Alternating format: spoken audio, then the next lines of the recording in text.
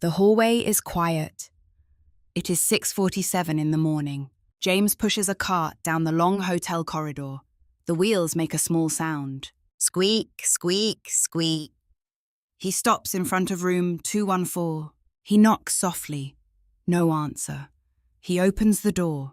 Inside the bed is messy. Towels are on the floor. Empty bottles on the table. James looks at the room. He takes a slow breath. And he begins to clean. This is his job. But this is not his whole story. Have you ever walked into a room and felt like no one saw you? Not toujours. They looked at your uniform. They looked at your hands. They looked at your name tag.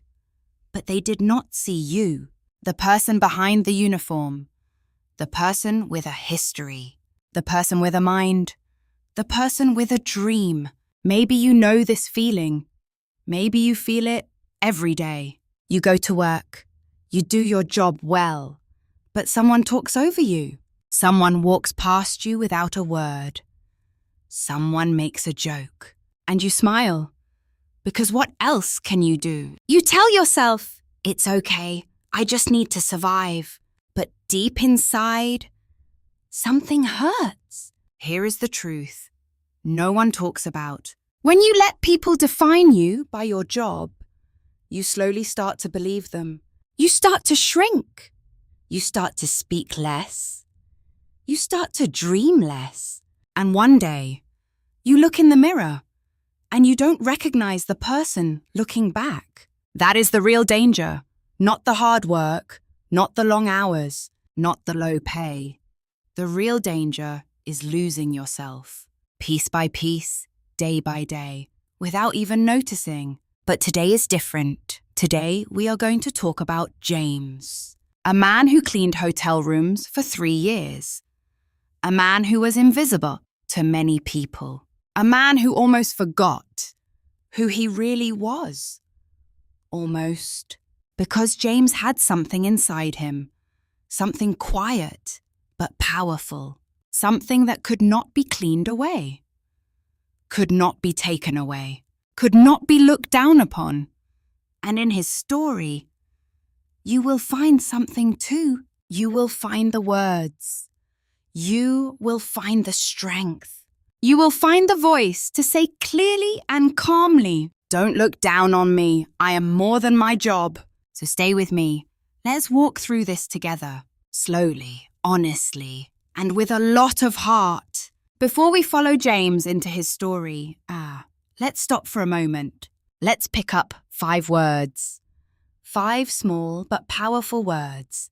These words will travel with you through the whole story today. And maybe they will travel with you long after the video ends. The first word is dignity. Dignity. Say it with me. Dignity.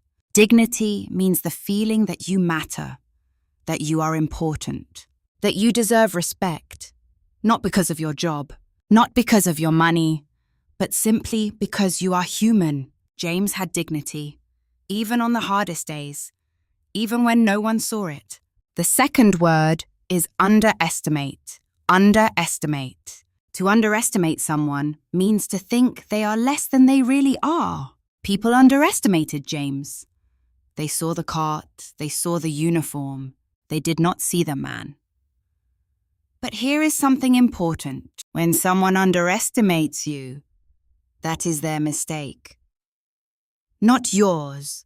The third word is worth. Worth. Your worth is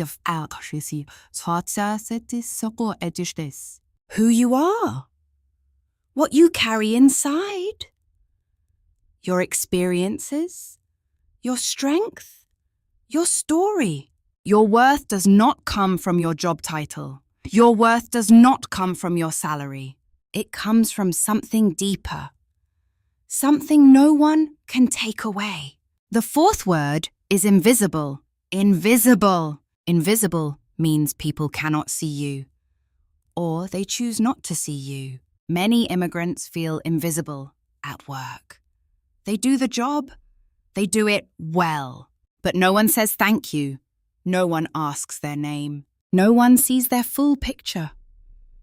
James felt invisible too. For a long time. The fifth word is prove. Prove. To prove something means to show it is true. But today, I want to ask you something. Do you really need to prove yourself to people who are not paying attention? James asked himself this question too. And the answer changed everything. 5 words. Dignity. Underestimate. Worth. Invisible. Prove. Keep them close. You will need them as we step into James's world. James came to America with 2 suitcases. One was full of clothes. The other was full of hope. He was 34 years old. Back home in the Philippines, James was an engineer. Not a famous one, but a good one. He built bridges, small bridges in small towns. Bridges that connected people to schools, to markets, to hospitals. Every bridge had his name on a paper inside a small metal box buried in the foundation. No one knew that, but James knew, and that was enough. When he landed in Los Angeles, he had one phone number in his pocket. His cousin Eddie. Eddie picked him up at the airport in an old white van. "Welcome to America, James," Eddie said. He smiled, but his eyes looked tired, very tired. On the way home, James looked out the window. Big roads, big cars, big buildings. Everything was big here. Everything moved fast. He felt very small, but he told himself, "This is just the beginning. I worked hard before. I will work hard again." James had a dream, not a big Hollywood dream, a quiet dream. He wanted to work as an engineer again. He wanted to use his hands and his mind to build something. He wanted to call his mother back home and say, "Mom, I made it. I am doing well. You can stop worrying now." He wanted to feel useful, respected, seen. But first he needed money. He needed to pay rent. He needed to eat. He needed time to study for his license exams. So James took the first job he could find. Housekeeping at a hotel in downtown Los Angeles. Just for now, he told himself. Just for a little while. That was 3 years ago. 3 years. 1,095 days. James still wore the same uniform. Light blue shirt. Dark pants. Name tag. James. 6 letters. But at the hotel, most people did not use his name. They said, "Hey." They said, "Excuse me." They said nothing at all. The work was hard.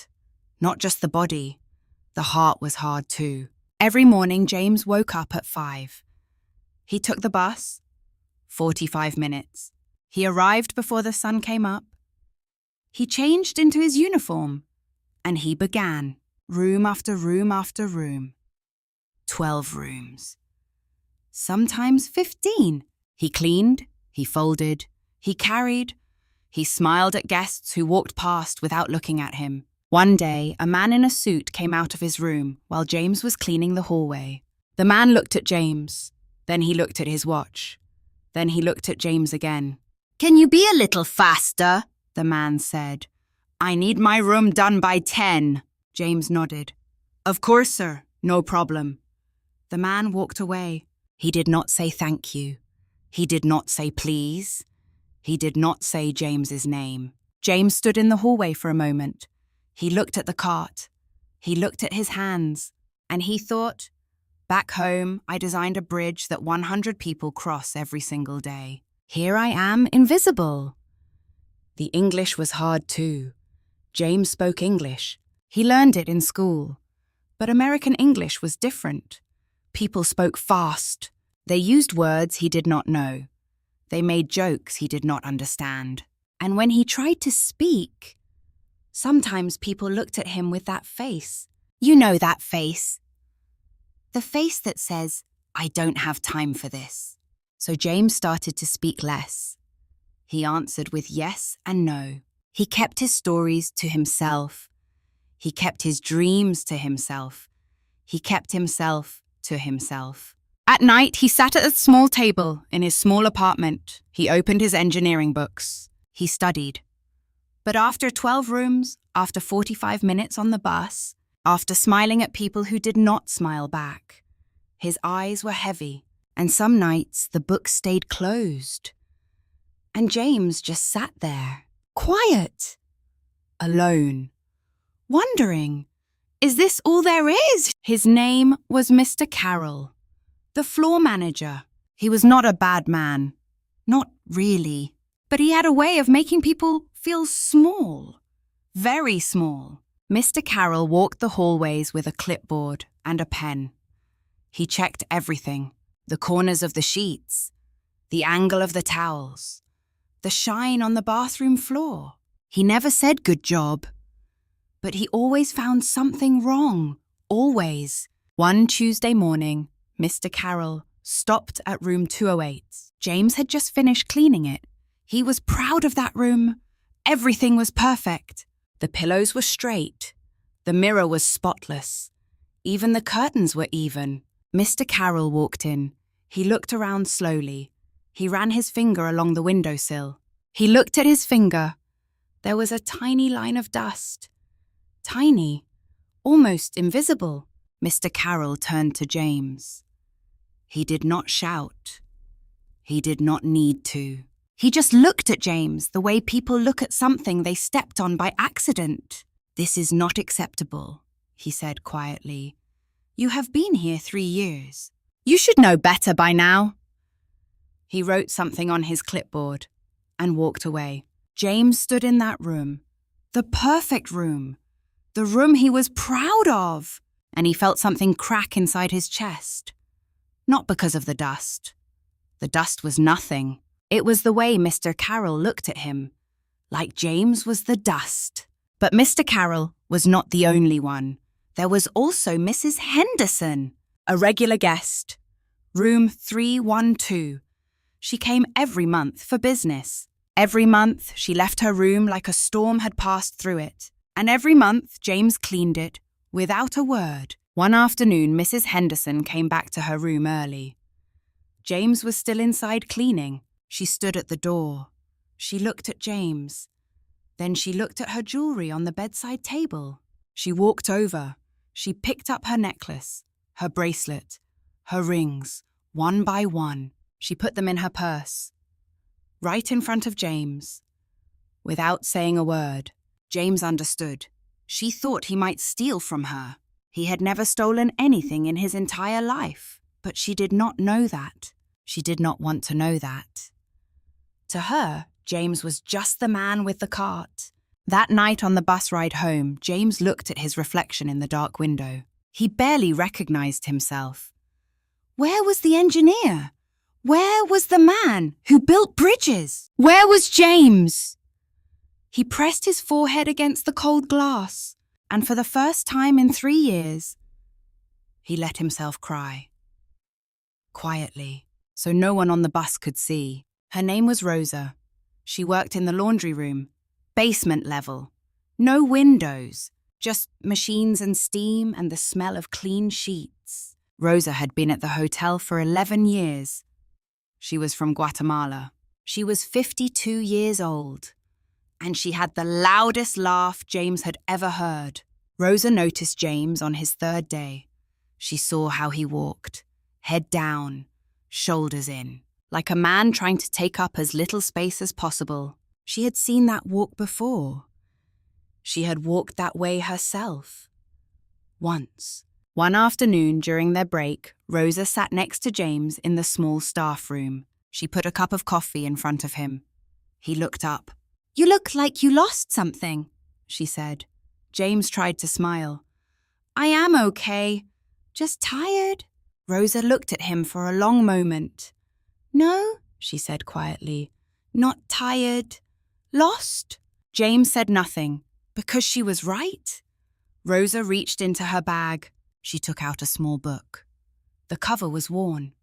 The pages were yellow at the edges. She put it on the table between them. James looked at the title. Man's Search for Meaning. by Viktor Frankl. "Read this," Rosa said. "It will not give you a better job. It will not fix Mr. Carroll. It will not make Mrs. Henderson trust you." She paused. "But it will remind you who you are when the world tries to tell you who you are not." James took the book home that night. He sat at his small table. He opened it, and he began to read, slowly, carefully, the way he used to read his engineering textbooks back home. Viktor Frankl was a doctor, a psychiatrist. He lost everything in the war: his home, his family, his freedom. He was put in a prison camp, the worst kind. People there had nothing. No food, no warmth, no dignity. But Frankl discovered something inside that darkness, something the guards could not take. Something no one can ever take from any human being. The freedom to choose how you respond, to choose your attitude, even when you cannot choose your situation. James read that line 3 times. The freedom to choose how you respond. He put the book down. He looked at his hands. These hands that built bridges. These hands that cleaned 12 rooms a day. Same hands, same man, different situation. But the man was still there, still whole, still worth something. He picked up his phone. He called his mother. When she answered, he did not perform. He did not pretend. He just said, "Mom, I miss you. I am having a hard time, but I think I'm going to be okay." His mother was quiet for a moment. Then she said, "James, I know you. You have always been of more than what people see." He closed his eyes, and for the first time in a long time, he believed her. Something shifted in James.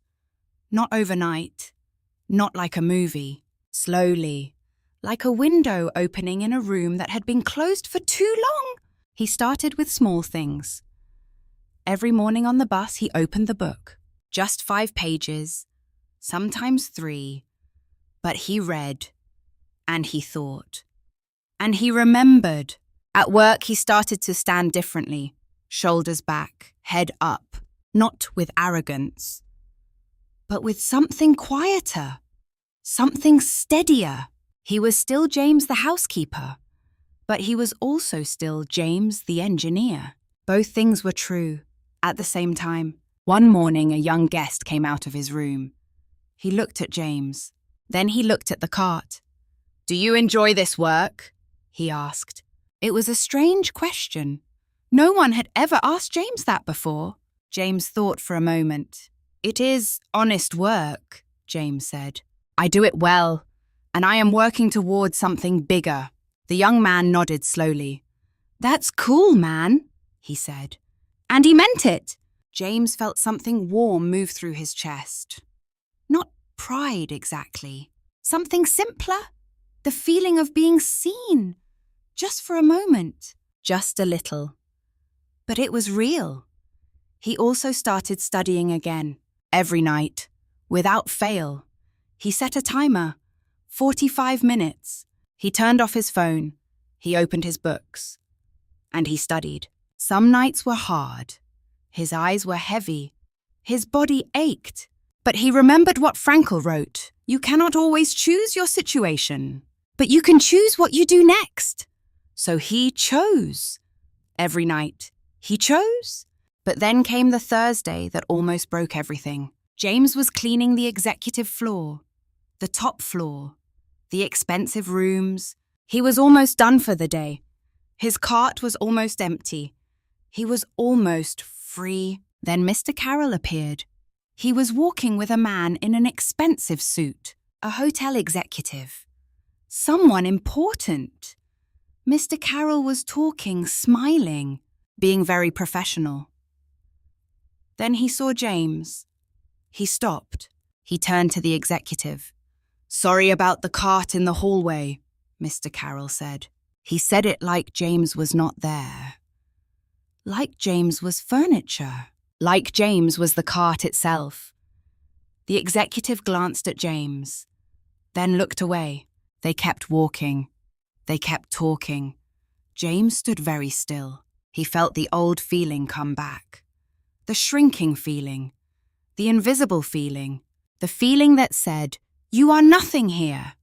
You will always be nothing here." He went to the staff bathroom. He locked the door. He stood at the sink. He ran cold water over his hands. He looked at himself in the mirror, and he talked to himself, out loud, quietly, but out loud. He said, "They do not get to decide who you are. Only you decide that. Keep going, James.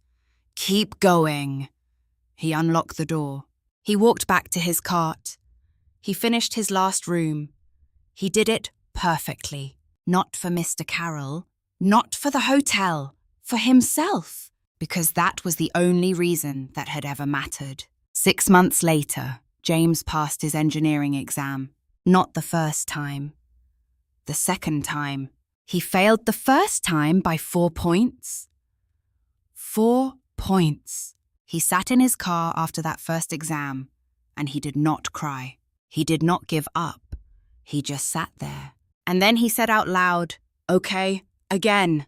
The second time, he walked into that exam room differently. Shoulders back, head up. The same way he learned to walk down the hotel hallway, with quiet dignity. He sat down. He opened the exam paper, and he began. When the results came, he was on the bus. Going to work. Same bus, same route, same 45 minutes. He opened the email on his phone. He read the first line. "Congratulations." He read it again. "Congratulations." He looked up. Out the window. The city was the same. The traffic was the same. But something inside James was completely different. He pressed his lips together. He breathed slowly.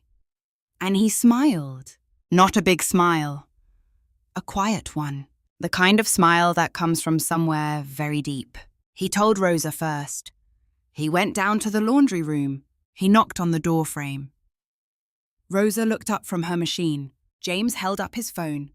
She squinted at the screen. Then her face opened up like a sunrise. She crossed the room in 3 steps, and she hugged him hard. The way only someone who truly believes in you can hug you. "I knew it," she said into his shoulder. "I always knew it." James gave his notice 2 weeks later. On his last day, he pushed his cart down the hallway one final time. He cleaned his last room. He made the bed perfectly. He folded the towels into neat triangles. He placed a small card on the pillow. He had written it himself. It said, "Whoever stays in this room tonight, I hope you feel at home. I hope you feel seen. You deserve that. We all do."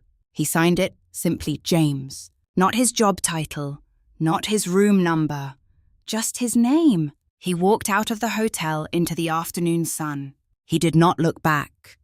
Not because he was angry, not because he was ashamed, but because he was ready.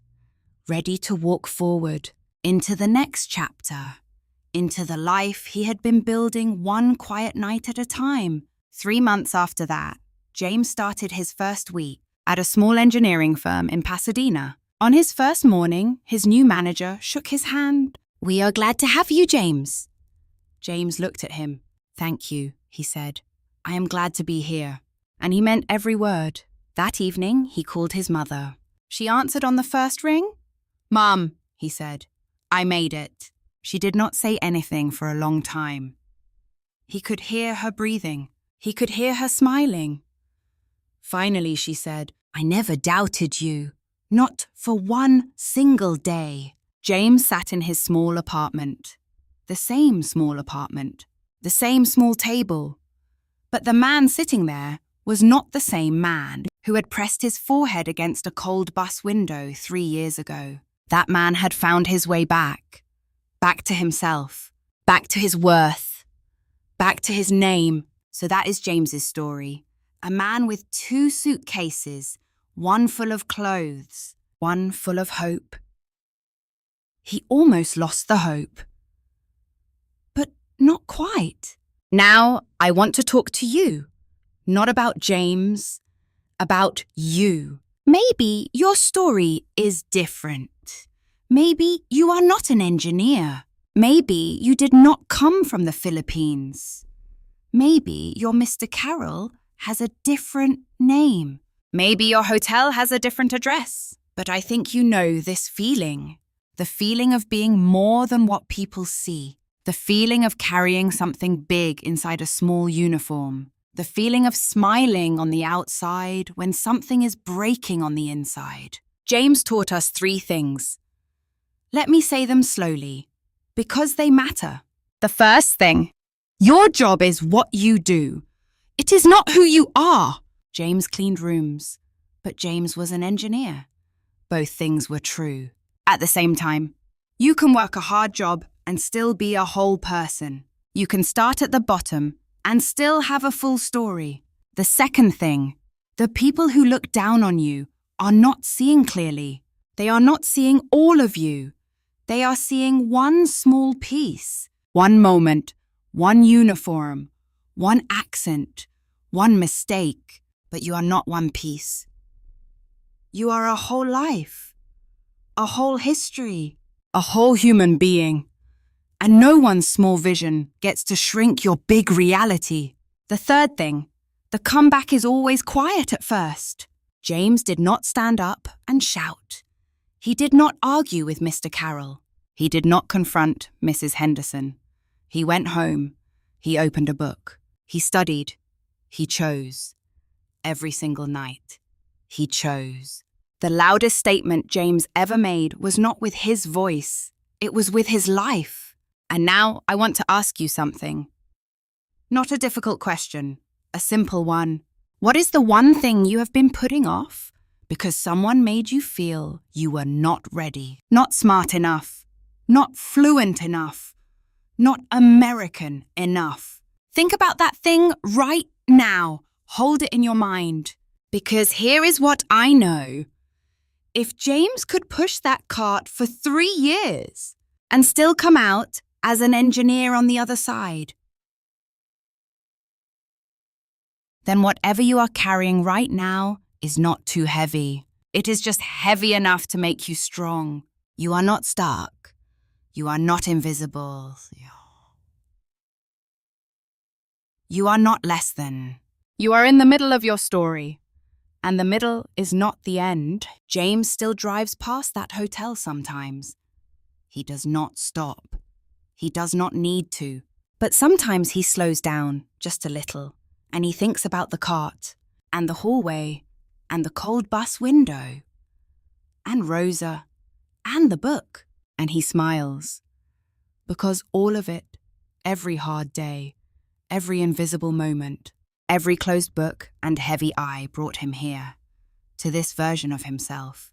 The version that knows without any doubt, I am more than my job. I always was. And so are you. Let's step out of the story for a moment. Let's sit together. Just you and me, no cart, no uniform, no clipboard.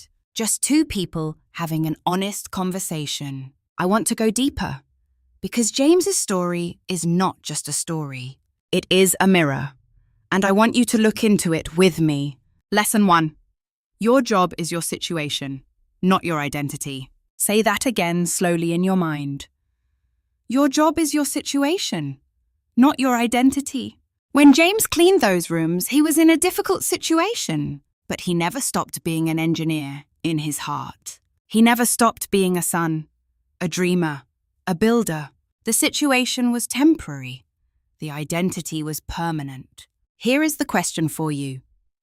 Have you started to believe that your situation is permanent? That this hard moment is the whole story? It is not. I promise you, it is not. Lesson 2. Silence is not always strength. This one is harder to hear. So stay with me. Many of us were taught that staying quiet is respectful, that not complaining is strong, that keeping your head down means you are humble.